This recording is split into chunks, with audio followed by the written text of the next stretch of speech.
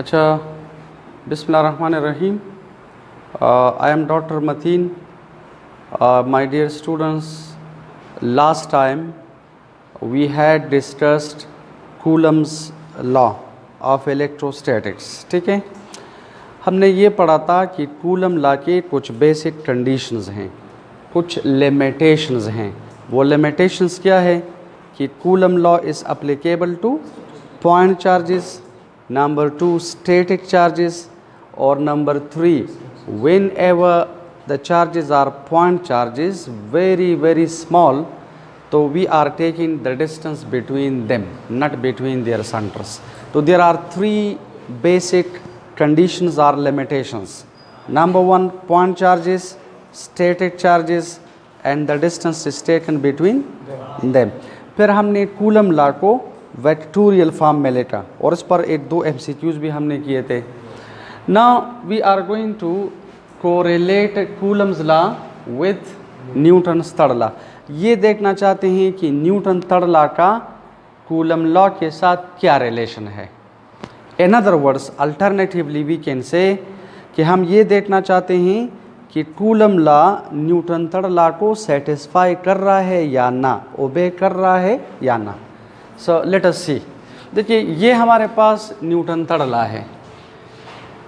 याद रखिए, F12 का मतलब है force on 1 due to 2, force on 1 due to 2, और इसका मतलब है फोर्स ऑन 2 ड्यू टू 1। जो यहाँ पर पहले लिखा हुआ होते फोर्स, इस पर हम कंसिडर करते हैं। इसका मतलब है फोर्स ऑन 1 यानी चार्ज नंबर 1 ड्यू टू 2, और इसका मतलब है force on charge number 2 due to 1। This is called action and this is called reaction.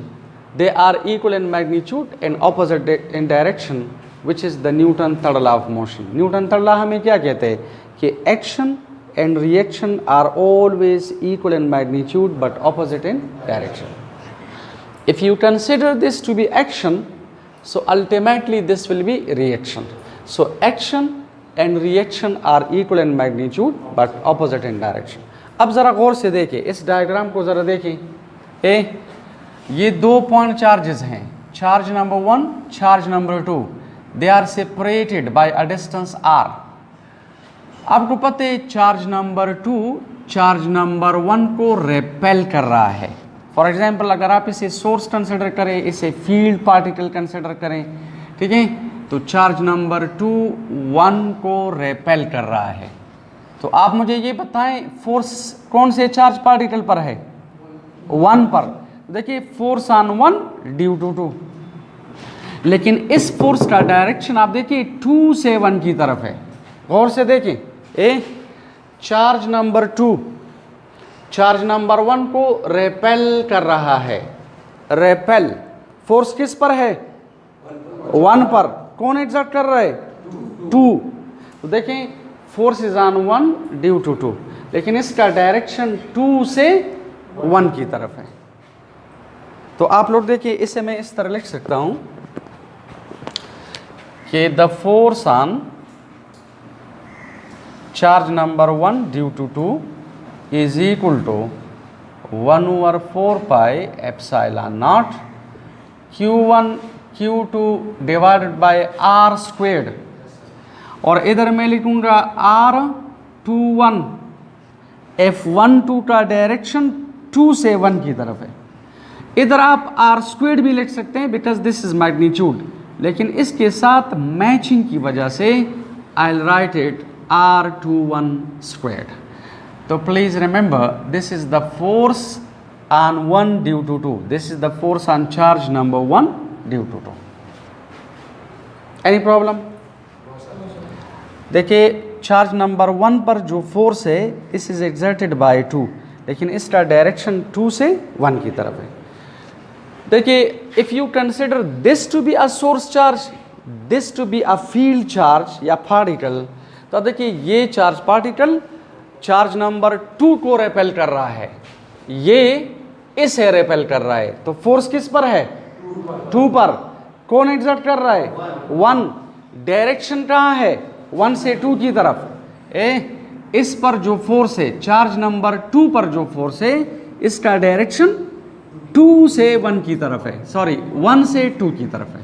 So I will write like this है, ये मैं लिख सकता हूँ F21 is equal to 1/4 pi epsilon naught, this is Q1 Q2 divided by R12 squared into R12 unit vector.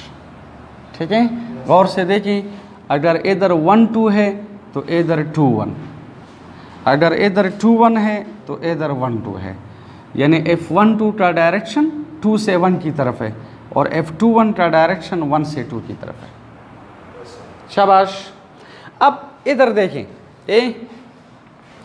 हमारे पास R12 इस direction में है, दिस इज R12, और जो R21 है वो इस डायरेक्शन में है।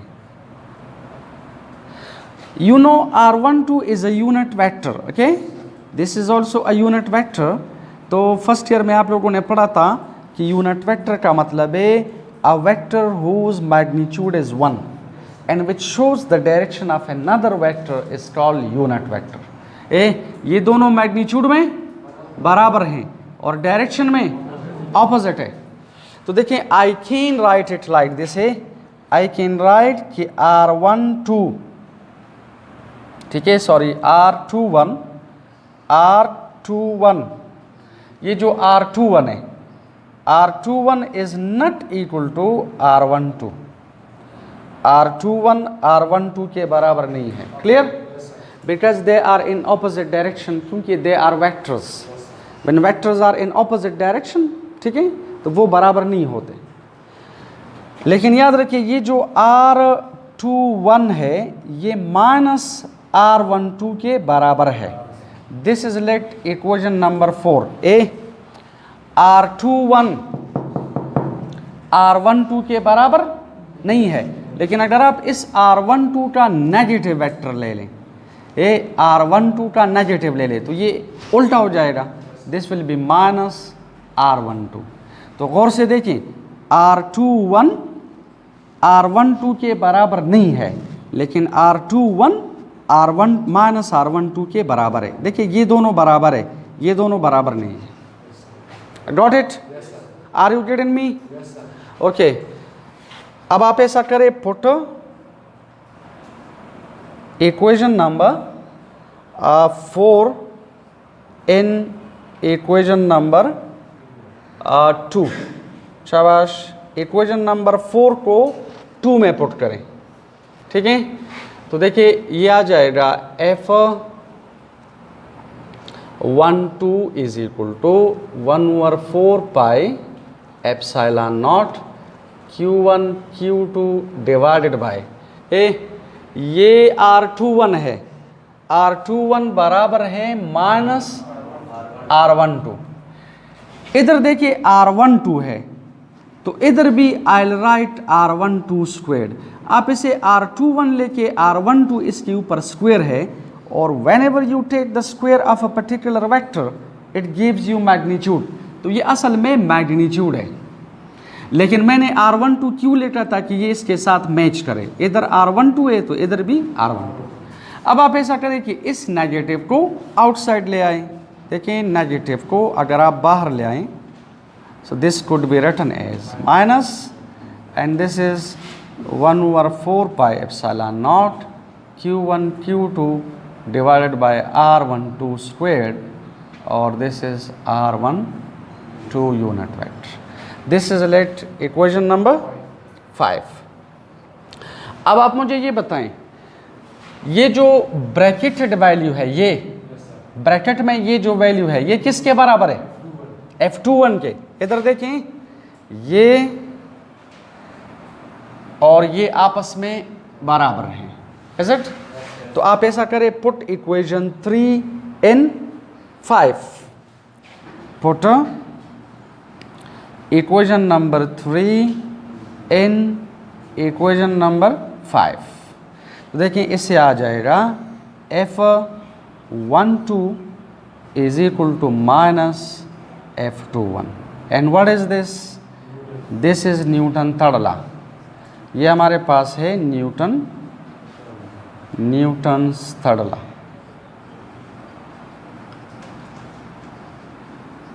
सही है, शाबाश। This is Newton's third law. So what does this mean? It means that Coulomb's law satisfies the Newton's third law of motion. Coulomb's law is analogous to the Newton's third law of motion.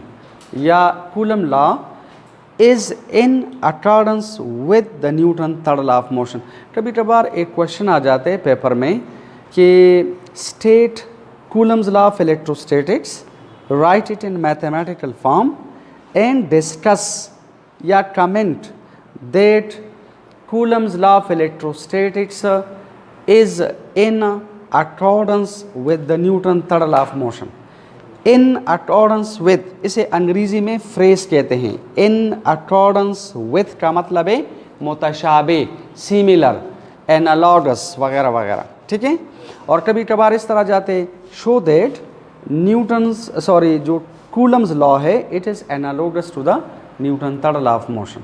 In other words we can say Coulomb law जो है वो Newton third law को satisfy कर रहा है, ठीक है। इसे पास अच्छा ये इस टॉपिक से रिलेटेड एक MCQ है, MCQ नंबर 3 ऑन पेज 46। आपके टेक्स्ट बुक में एक MCQ है which is on page number 46। कहते हैं कि object A has a charge of +2 microcoulomb and B has a charge of +6 microcoulomb. Which statement is true about the electric forces on the objects? देखें, ये है charge +2 microcoulomb और ये है charge +6 microcoulomb. तो अभी हमने पढ़ा कि अगर ये चार्ज पार्टिकल इस चार्ज पार्टिकल को रेपेल कर रहा है तो we will say force on A due to B, force on A due to B, it is in this direction. और आप देखिए ये चार्ज पार्टिकल भी इसे रेपेल कर रहा है तो फोर्स किस पर है? बी पर, तो force on B due to A, ठीक है। इसका डायरेक्शन आप देखिए ए से बी की तरफ होगा, लेकिन फोर्स किस पर होगा? बी पर। तो अभी हमने पढ़ा कि force on A due to B is equal to the force on B due to A but in opposite direction. तो आप ये ऑप्शंस अगर देखें मुख्तलिफ ऑप्शंस हैं, लेकिन इसमें सही ऑप्शन कौन सा है?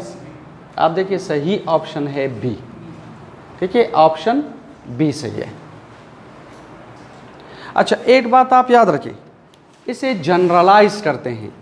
याद रखिए ये चार्ज जितना भी हो मैग्नीट्यूड में, ये +10 माइक्रोकूलम है, +20 माइक्रोकूलम है, ये +6 माइक्रोकूलम है, -6 माइक्रोकूलम है, ठीक है, +20 है, -20 है, वट एवर इट में बी, लेकिन हमेशा के लिए ये जितना फोर्स इस पर अप्लाई करेगा the same force is applied by this on that and these two forces will always be equal in magnitude and opposite in direction.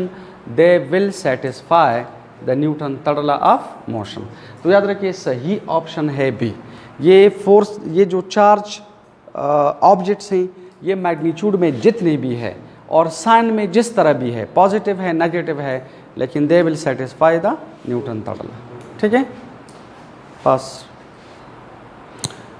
अच्छा देखिए now last time coulomb law में हमने एक टर्मिनोलॉजी पढ़ी थी परमिटिविटी, कि permittivity का क्या मतलब है। तो लेट अस सी कि व्हाट इज़ परमिटिविटी। शाबाश। देखें if you remember Coulomb's law में हमने इस तरह पढ़ा था कि if the forces, electrostatic force is 1/4 pi epsilon naught q1 q2 divided by r square. Please remember epsilon naught का मतलब है permittivity of free space। अगर दो चार्जेस फ्री स्पेस में या वैक्यूम में पड़े हैं, एयर में पड़े हैं, तो याद रखिए परमिटिविटी ऑफ फ्री स्पेस या वैक्यूम या एयर क्या है? Epsilon not. लेकिन रिमेंबर, अगर आप इन दो चार्जेस के दरमियान में किसी डाइलेक्ट्रिक मीडियम को रखें तो फिर it's permittivity is represented by epsilon. अगर इधर एप्सिलॉन नॉट है तो it means the charges are placed in vacuum, और अगर यहाँ पर एप्सिलॉन है तो the charges are placed in a particular medium, in a dielectric medium. तो हमने तीन चीज़ें डिस्कस करनी है। परमिटिविटी का क्या मतलब है, ट्राई टू अंडरस्टैंड। आज आपको ये क्लियर हो जाएगा कि परमिटिविटी का मतलब असल में क्या है। और परमिटिविटी डिपेंड्स अपॉन पोलराइजेशन या इलेक्ट्रिक पोलराइजेशन। तो इलेक्ट्रिक पोलराइजेशन का क्या मतलब है और डाइलेक्ट्रिक का क्या मतलब है।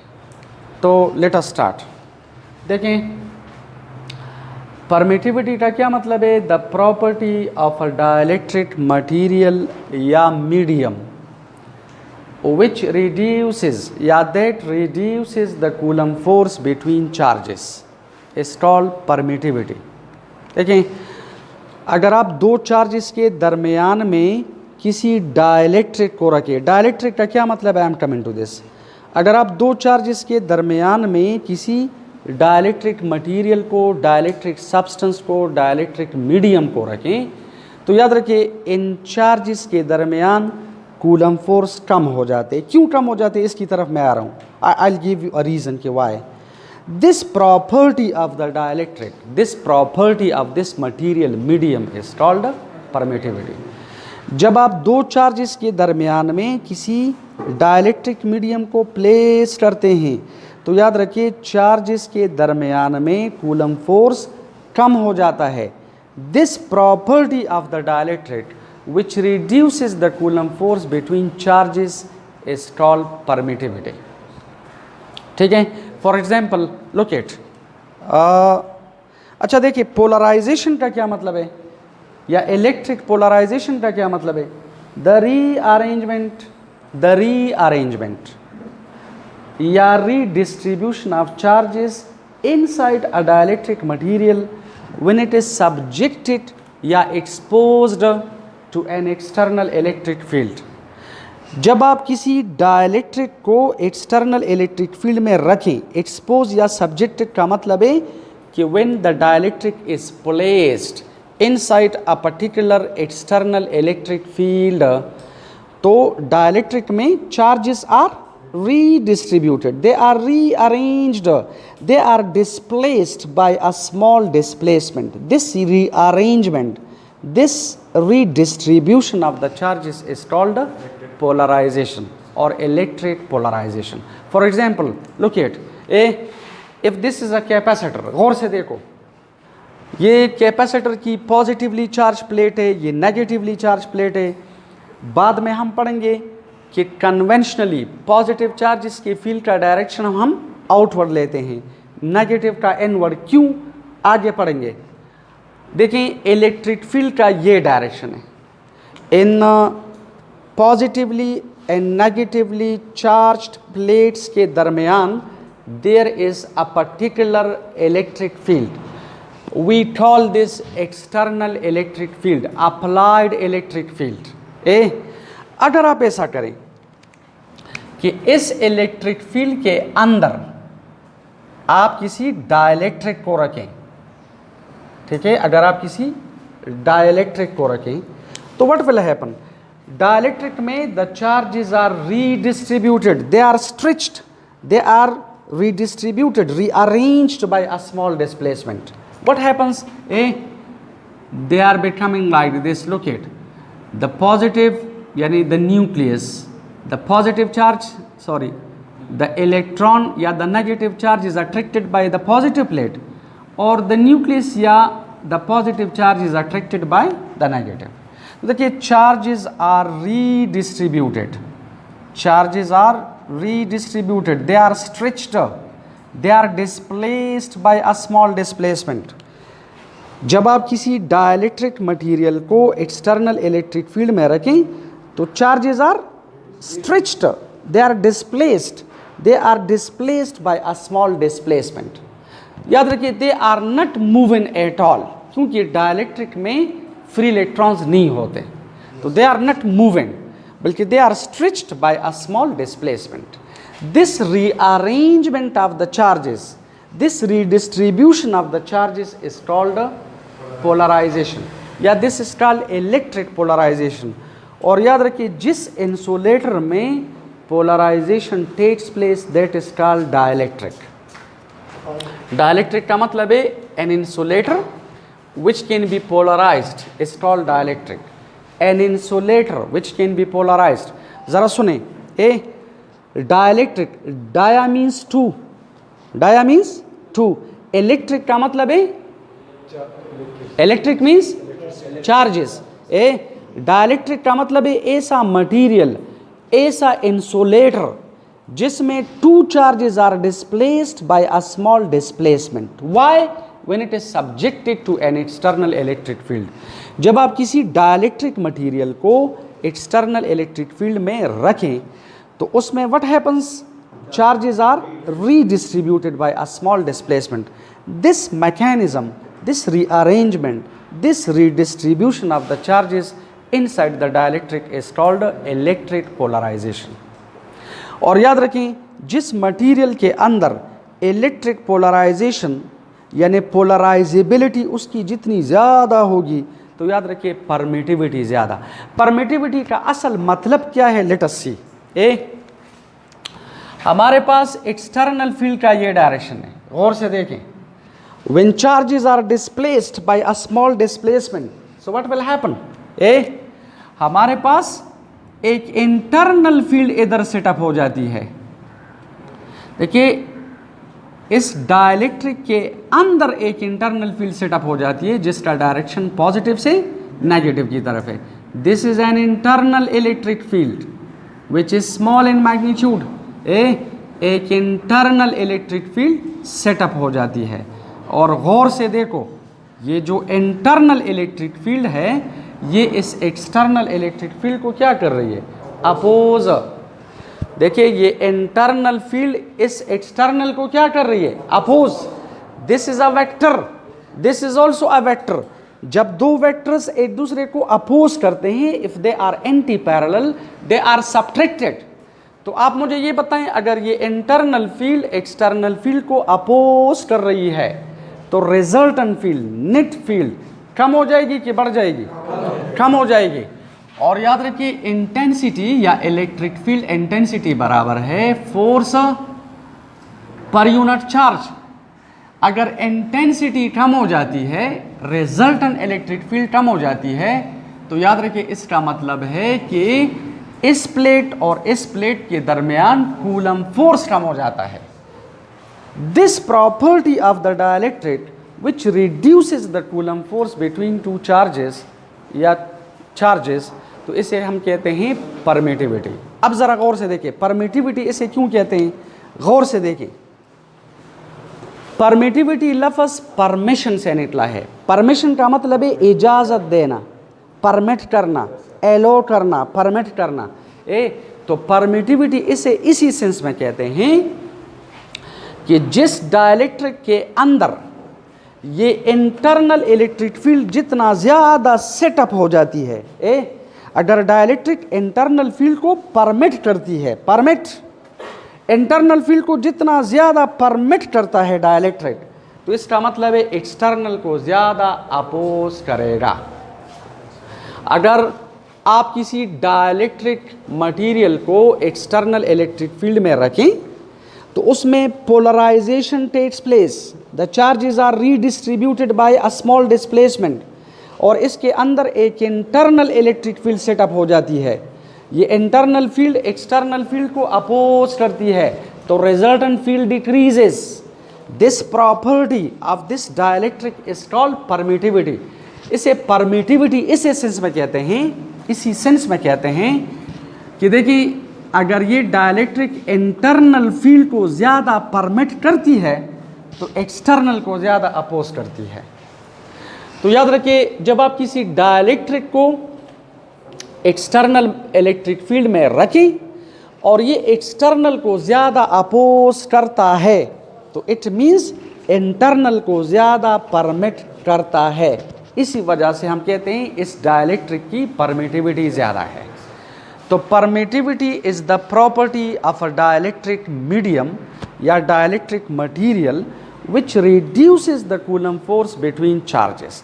अगर आप दो चार्जेस के दरमियान में किसी डाइलेक्ट्रिक मीडियम को रखें, डाइलेक्ट्रिक मटेरियल को रखें, तो याद रखिए कूलम फोर्स इनके दरमियान कम हो जाता है। Please remember, dielectric is an insulator, dielectric is an insulator, लेकिन ऐसा insulator which can be polarized. अब अगर एक इंसुलेटर है वो बिल्कुल पोलराइज नहीं होता तो इसे हम कहते हैं कि ये परफेक्ट इंसुलेटर है। If an insulator can not be polarised तो it means this is a perfect insulator. Look at, ये हमारे पास 3 MCQs हैं। हमारे पास एक है कंडक्टर, एक है इंसुलेटर, बल्कि इधर मैं लिखूंगा डाइलेक्ट्रिक, और तीसरा है इंसुलेटर।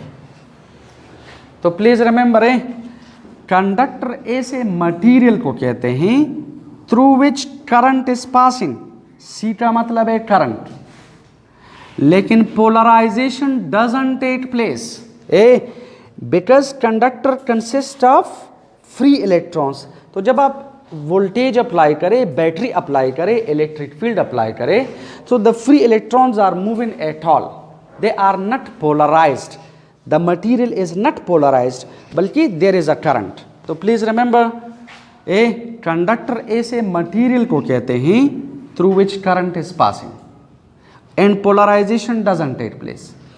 डाइलेक्ट्रिक ऐसे मटेरियल को कहते हैं, ऐसे इंसुलेटर को कहते हैं कि through which no current is passing, लेकिन इसमें पोलराइजेशन टेक्स प्लेस।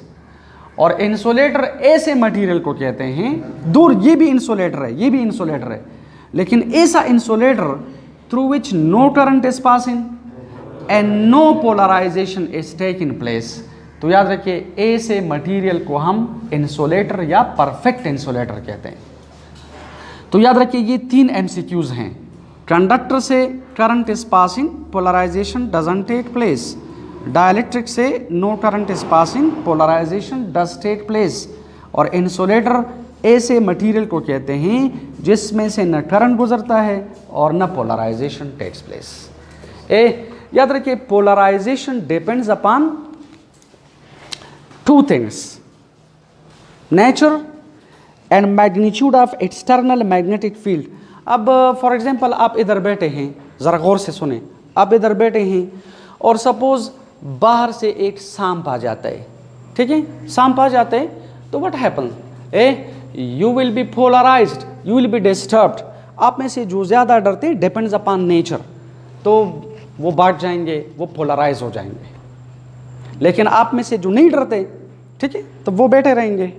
अब मसलन वो सांप चला जाते है, कोई बड़ा सांप आ जाता है, बड़ा सांप, तो then what will happen, all of you will be polarized. आप सारे डिस्टर्ब हो जाएंगे, आप में डिसऑर्डरनेस आ जाएगी। समझ आ रही है ना? लेकिन अगर देखें, it depends upon also the nature. अब अगर आप सारे सपोज डरने वाले नहीं है, आप सपेरे हैं, सपेरे जानते हैं ना, जिसको पश्तो में पाड़ू कहते हैं, पाड़ूगान चे बतोई, अगर ये सारे सपेरे बैठे हैं तो सपेरे देखिए जितना भी बड़ा सांप आ जाएगा वो खुश हो जाते हैं। बड़ा सांप आ जाते, इन्हें कुछ भी नहीं होता, वो इसे पकड़ लेते हैं। तो याद रखें, जो पोलराइजेबिलिटी है, पोलराइजेशन है, it depends upon the magnitude of external electric field और it also depends upon the nature of the material या मीडियम। ठीक है, तो याद रखिए, जब आप दो चार्जेस के दरमियान में किसी डाइलेक्ट्रिक मीडियम को रखें तो इनके दरमियान इंटरेक्शन कम हो जाता है। I am giving you an example, look it. आपने रकीब का नाम सुना है? रकीब पश्तो सॉन्ग्स में, शायरी में रकीब का बड़ा वो होता है, किरदार होता है। जब आशिक और माशूक के दरमियान में रकीब आ जाता है तो आप मुझे ये बताइए, दोनों के दरमियान इंटरेक्शन कम हो जाएगा कि बढ़ जाएगा? कम हो जाएगा कि बढ़ जाएगा? कम हो जाएगा। आप देखिए, आशिक और माशूक के दरमियान अगर रकीब आ जाता है तो इंटरेक्शन तो प्लीज़ रिमेंबर, ये जो डाइलेक्ट्रिक है it is behaving like a रकीब। अगर दो चार्जेस के दरमियान में डाइलेक्ट्रिक आ जाता है तो इनके दरमियान कूलम्ब फोर्स कम हो जाता है। तो please remember, whenever you place a particular dielectric medium between two charges, तो इनके दरमियान कूलम्ब फोर्स कम हो जाते हैं, इंटेंसिटी कम हो जाती है, वगैरह वगैरह। Thank you very much.